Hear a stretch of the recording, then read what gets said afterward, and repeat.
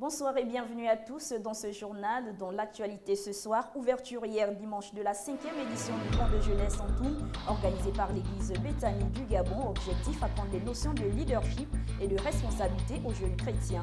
Et puis l'Union du peuple gabonais, au cours de sa réunion tenue le week-end dernier à Libreville, a lancé un appel au rassemblement de ses partisans afin de réfléchir et trouver des solutions à la situation actuelle du parti, mais également du pays. Les détails dans ce journal. À l'ouverture de ce journal, on parle des jeunes de l'église Béthanie du Gabon qui organise un camp jeunesse. C'est la 5e édition. Elle se tient cette fois-ci en Toum. Les jeunes chrétiens sont venus nombreux pour apprendre les notions de leadership et de responsabilité des uns et des autres. Une belle ambiance a prévalu au cours de cette ouverture. Marcia Tsonga, Marvin Beryl. Hymne de la jeunesse de Béthanie et l'hymne national gabonais, patriotisme oblige. Nombreux étaient ces jeunes qui ont répondu présents à la 5e édition du camp de jeunesse. Un seul thème, montre tes œuvres. Camp de jeunesse, c'est une activité propre du centre d'évangélisation Béthanie. En 2010, alors que nos leaders avaient constaté que les jeunes qui étaient la force véritablement du ministère avaient perdu de l'élan, on décidé, n'est-ce pas, de nous réunir. Et au sortir de cette réunion, l'Esprit de Dieu nous a inspiré de mettre en place le camp de jeunesse. Donc, une concentration des jeunes des 9 provinces du Gabon pour réfléchir sur le bien-être, sur comment redynamiser la jeunesse chrétienne. Le président du bureau national, René Lakissi Makosso, ne cache pas ici sa fierté pour la jeunesse de Béthanie. La jeunesse de Béthanie est redynamisée. Nous sommes fiers et comme nous disons souvent, nous sommes des Béthanistes purs, durs et convaincus. La jeunesse de Béthanie aura près de 2 semaines de réflexion, d'enseignement et d'apprentissage dont le but est de faire de ces jeunes des leaders et des exemples à suivre pour la nation gabonaise. Restons toujours dans le cadre du camp jeunesse de l'église de Béthanie qui se tient du côté de Ntoum, à quelques kilomètres de la capitale gabonaise. Là, le président du comité d'organisation fait état de ce qui sera fait au cours de ces 10 jours de retrouvailles. Retrouvons encore Marcia Tsonga et Marvin Beryl. Après Franceville, Lambaréné, Libreville et OIM, la 5e édition du camp jeunesse, dont le thème est Montre tes œuvres, a choisi de poser ses bagages en Toum. 10 jours durant, les jeunes de Béthanie seront en pleine activité intellectuelle et ludique à la recherche du leadership.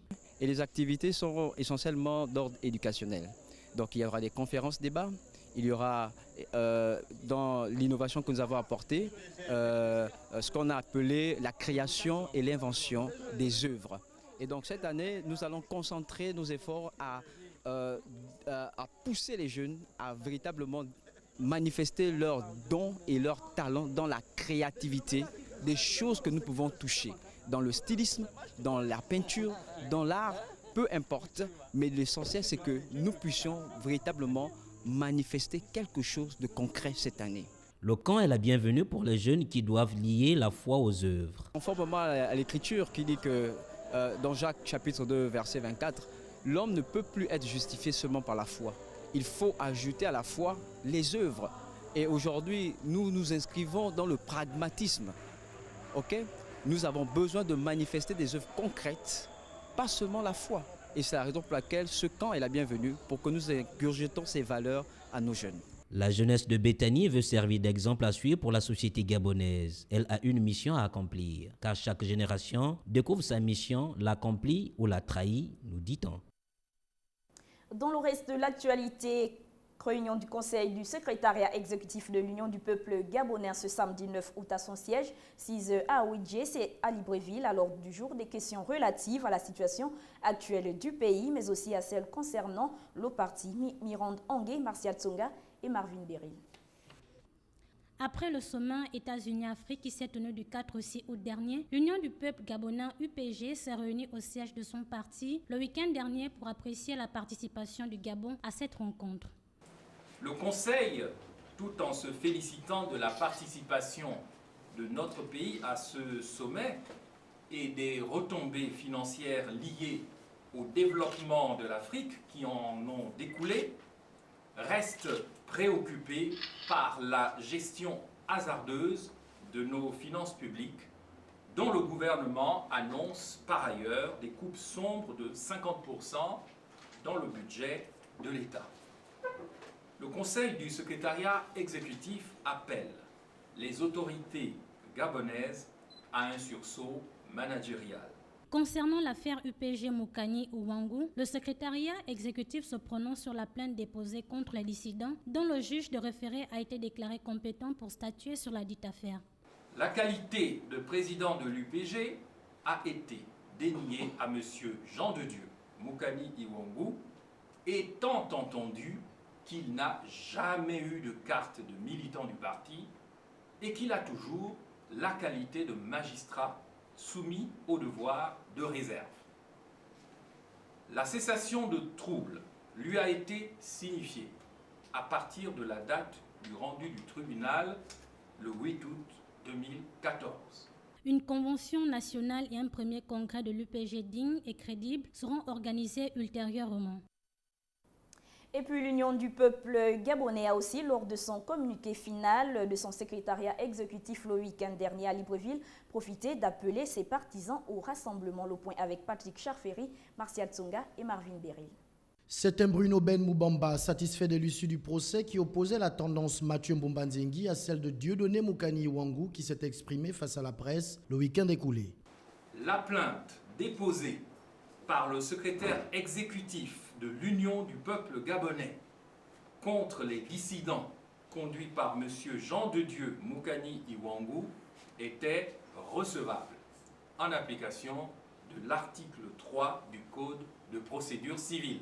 3 années déjà que les militants de cette force politique ont perdu tous les repères posés par le feu Pierre Mamboundou, un parti dont le candidat avait toujours connu officiellement la 2e place à chaque élection présidentielle, qui subit les affres de la division, voyant ses militants autrefois rassemblés être obligés d'intégrer des clans, d'où cet appel de Bruno Ben Moubamba à l'autre fraction. Le conseil du secrétariat exécutif rappelle que les portes du parti restent ouvertes à tous les UPGistes, mais dans le respect des normes et des principes.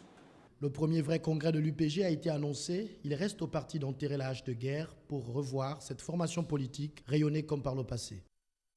Et pour terminer, on parle de cette plainte pour incitation à la haine qui va être déposée par l'ONG Convergence pour l'unité contre l'ancien président de l'Union africaine, Jean Ping, suite aux propos qu'il aurait tenus au cours d'un entretien donné sur une chaîne internationale il y a quelques semaines. C'est au cours d'une conférence de presse qui s'est tenue vendredi dernier dans un hôtel de la place que cela a été annoncé. Cornelia Soka, Marcia Tsonga, sous les images de Télé Africa. C'est conformément aux dispositions de la loi numéro 35/62 du 10 décembre 1962 relative aux associations et en vertu du statut de membre de la société civile qui confère tout droit de réaction devant une situation menant à la violence et par crainte d'une éventuelle guerre civile entre les habitants du Gabon que le président de l'ONG Convergence pour l'unité s'insurge contre les propos tenus par Jean Ping et monte au créneau en déposant une plainte contre ce dernier pour avoir, selon lui, distillé un discours de haine, de division et de xénophobie. Je pense qu'il est du devoir des Gabonais, il est du devoir de l'ONG que j'ai l'honneur de présider, de dénoncer et de porter plainte parce qu'il vaut mieux prévoir que guérir. Le président de la dite association dit ne pas s'en prendre à Jean Ping en tant que personne physique, mais plutôt à Jean Ping, personne morale, car il désapprouve et condamne ses propos. Aujourd'hui, je ne m'attaque pas à monsieur Jean Ping parce qu'il insulte le président de la République.